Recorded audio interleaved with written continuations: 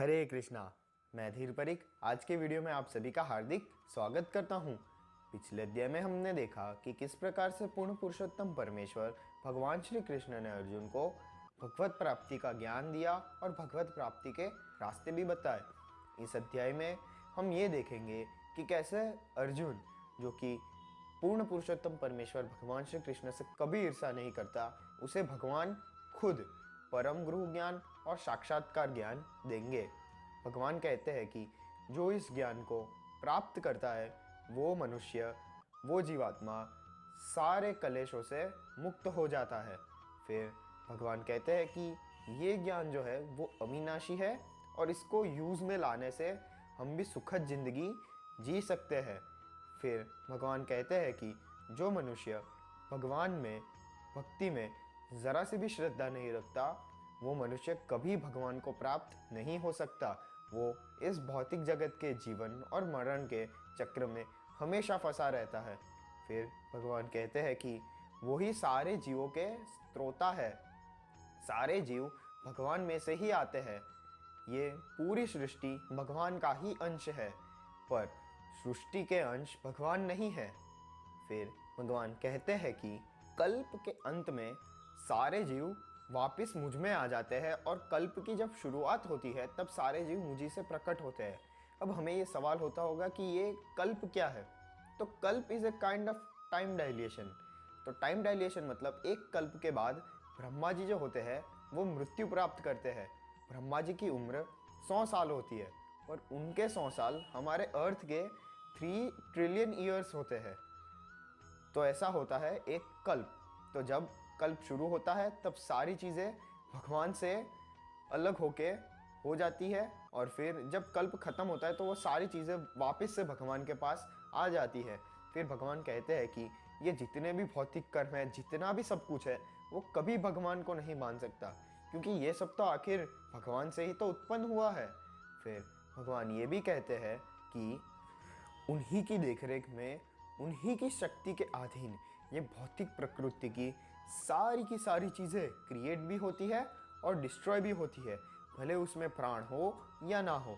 भगवान कहते हैं कि जब वो इस भौतिक प्रकृति में जब अवतार लेते हैं तब कोई मूर्ख मनुष्य ही होता है जो उनकी दिव्य प्रकृति को पहचान नहीं सकता। फिर भगवान कहते हैं कि ऐसे लोग जो होते हैं वो मोहग्रस्त होते हैं और इन पर दैत्य असुरी प्रकृतियों का ज़्यादा प्रभाव होता है और वो इन प्रकृतियों से आकर्षित भी होते हैं और वो कभी भगवत प्राप्ति नहीं कर सकते। भगवान कहते हैं जो हमेशा भक्ति में लीन रहते हैं वो मनुष्य देवीय प्रकृति के अधीन उनकी सुरक्षा होती रहती है, क्योंकि भगवान श्री कृष्ण ही आदि, अविनाशी और पूर्ण पुरुषोत्तम परमेश्वर है। ये हमें जान लेना चाहिए। फिर हमें भगवान कहते हैं कि कैसे वही बेसिक से बेसिक चीज़ भी है। जैसे कि अगर हम कोई यज्ञ कर रहे हैं तो उस यज्ञ की अग्नि है भगवान श्री कृष्ण। उस यज्ञ में आहुति भी वही है। उस यज्ञ में अगर हम घी डाल रहे हैं तो वो घी भी भगवान ही है। हम ये जो पितृओं की सेवा करते हैं, ये जो पितृओं का यज्ञ करते हैं, वो सारा यज्ञ भगवान खुद ही है। इस तरह से भगवान हमें कहते हैं, उनका ऐश्वर्य दिखाते हैं कि कैसे सारी की सारी चीज़ें भगवान ही हैं। अगर हम कोई फ्रूट खाते हैं तो वो फ्रूट का जूस है भगवान। भगवान उन सारी चीज़ों में उपस्थित है, पर भगवान ने ही उन सारी चीज़ों को क्रिएट किया है। और भगवान कहते हैं कि भगवान इस ब्रह्मांड के पिता है, माता है, आश्रय है, पिता माँ है। भगवान ही ओमकार है। भगवान ही ऋग्वेद, सामवेद, यजुर्वेद है। भगवान ही पालन करता है। भगवान ही सर्जक है। भगवान ही विनाशक है। भगवान ही सब कुछ है। और फिर भगवान आगे आगे ये कहते हैं कि जो मनुष्य वेदाध्ययन करते हैं और सोमरस का पान करते हैं वो मनुष्य स्वर्ग की प्राप्ति करते हैं और सारे इंद्रिय सुखों को देवों की तरह भोगते हैं। पर इसमें ना, जब उस जीवात्मा का जो पुण्य कर्म है वो खत्म हो जाता है तो वो वापस इस मृत्यु लोक में आ जाता है और वो जीवन और मृत्यु के जो चक्कर होता है उसमें हमेशा रहता ही है, परंतु इसका विकल्प भगवान हमें देते हैं कि जब हम भगवान की प्रार्थना करते हैं तब भगवान हमारी सारी ज़रूरियात को पूर्ण करते हैं और हमारे पास जो है उसका रक्षण करते हैं। और अंत में हमारी आत्मा जब मुक्ति को प्राप्त होके वैकुंठ लोक या कृष्ण लोक जाती है तो उसे इस जन्म और मृत्यु के चक्र में कभी वापस नहीं आना पड़ता। फिर भगवान ये भी कहते हैं कि सारे यज्ञों के एकमात्र भोक्ता और स्वामी भगवान खुद है। जो देवों की पूजा करता है वो देवलोक में जाता है, जो भूत प्रेत की पूजा करता है वो भूत प्रेत में जाता है, जो पितरों की पूजा करता है वो पितृलोक में जाता है, और जो भगवान की पूजा, जो भगवान की भक्ति और सेवा करता है वो भगवान के साथ उन्हीं के निवास में, जो कि कृष्ण लोक और वैकुंठ लोक है, वहाँ जाता है। फिर भगवान कहते हैं कि जो मेरे भक्त है वो मुझे प्यार से कुछ भी दे, फल, जल, पुष्प, भगवान उसे स्वीकार करते हैं। फिर भगवान कहते हैं कि हमें हमारा कर्म और हमारा भोजन भगवान को हमेशा अर्पित करके ही खाना चाहिए।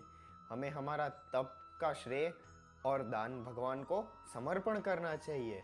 इससे हम शुभ अशुभ के फलों से इत्यादि सारी भौतिक मोहमाया से मुक्त हो जाएंगे और भगवत प्राप्ति करने में भी बड़ी आसानी होगी। इसीलिए मित्रों, हमें हमेशा वो ही भोजन ग्रहण करना चाहिए जो हम पूर्ण पुरुषोत्तम परमेश्वर भगवान श्री कृष्ण को अर्पित कर सके। इसीलिए हम लोग जनरली नॉनवेज नहीं खाते और एग्स नहीं खाते, क्योंकि हम ऐसी तमोगुण से भरी हुई चीज़ें भगवान को अर्पित नहीं करते। इसीलिए हम जब वेज चीज़ भी खाएं तो उसे खाने से पहले हमें भगवान को अर्पित करना चाहिए, जिससे वो सारा खाना सतोगुणी हो जाएगा और हमारे अंदर जो खून बनेगा वो भी सतोगुणी होगा। फिर भगवान कहते हैं कि भगवान कभी जीवात्माओं में भेदभाव नहीं करते, भगवान किसी से भी द्वेष नहीं करते, भगवान सबको समा भावना से ही देखते हैं। परंतु जो मनुष्य भगवान की भक्तिमय सेवा करता है और भगवान का मित्र बन जाता है तो भगवान भी उसके मित्र बन जाते हैं। फिर भगवान कहते हैं कि जिसने बहुत ही पाप किए हो, पर ऐसा मनुष्य जब भगवान की भक्तिमय सेवा करता है तो हमें उसे साधु पुरुष मानना चाहिए, क्योंकि वो भगवान की भक्ति में स्थित है। फिर भगवान कहते हैं कि हे अर्जुन, तुम पूरे ब्रह्मांड में, पूरे विश्व में ये घोषणा कर दो, ढोल नगारे पिटवा के, शंखनाद बजा के ये घोषणा कर दो कि पूर्ण पुरुषोत्तम परमेश्वर भगवान श्री कृष्ण के भक्त का कभी विनाश नहीं होता, और अगर हम भगवान की भक्तिमय सेवा में लीन रहे तो हमें पक्का भगवत प्राप्ति होगी। फिर भगवान ये कहते हैं कि हम इस क्षणिक दुखमय जगत में जन्म लेते हैं, इसलिए हमें इस जन्म में भगवान की भक्तिमय और प्रेम से सेवा करनी चाहिए, ताकि हम कभी भी इस दुखद जगत में जन्म ना ले और भगवत प्राप्ति कर ले। फिर भगवान इस अध्याय के अंत में कहते हैं कि हमें हमारा मन भगवान की नित्य चिंतन में रखना चाहिए, हमें भगवान का भक्त बनना चाहिए, हमें भगवान की पूजा करनी चाहिए, हमें भगवान की दिव्यमय और प्रेममय सेवा करनी चाहिए। और अगर हम ये सब करते हैं तो हम निश्चिंत रूप से पूर्ण पुरुषोत्तम परमेश्वर को प्राप्त होंगे। इसी के साथ ये अध्याय समाप्त होता है और मैं धीर आपसे विदा लेता हूँ। तब तक के लिए हरे कृष्णा।